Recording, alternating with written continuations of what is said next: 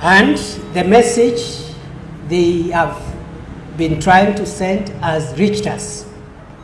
We have heard them. These criminals want us to believe that they have the wherewithal, the sophistication, and the endurance to withstand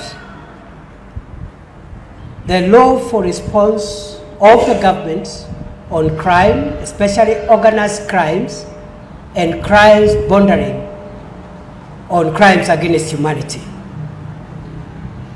We are coming for you, effective immediately, and the response will be sustained until we set free our country from the fangs of bandits, criminals, murderers, and profiteers of bloodshed.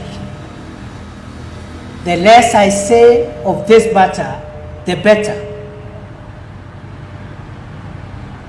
Finally, we have witnessed increasing criminal activity within the city of Nairobi.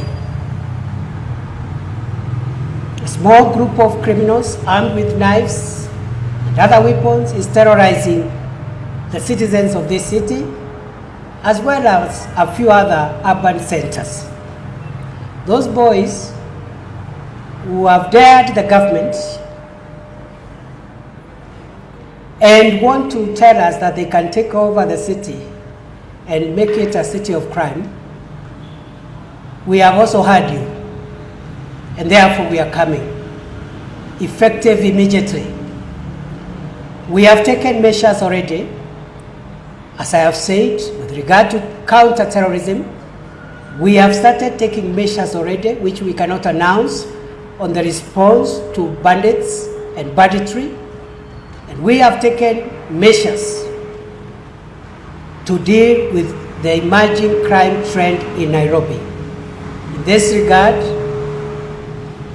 the leadership and the command of the police has changed the command of the Nairobi City police deployment, effective immediately.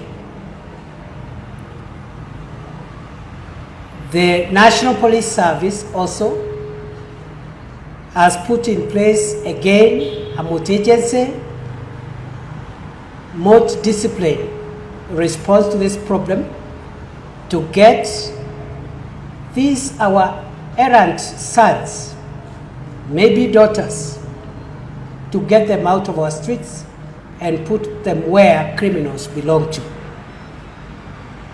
Therefore, and finally, I once again reiterate the commitment of the government of Kenya to make sure Kenya remains safe. We cannot trade off our freedom and our security for anything, not for votes, not for anything. And I say so because some of these criminal activities will soon begin taking a political dimension. As I said earlier on, during the process of my approval, bandits, terrorists, and other criminals of whatever type have no tribe, they have no political affiliation. Therefore, this administration will spare no effort to make sure that we retain normalcy. We must open up the Kenya of the North to development.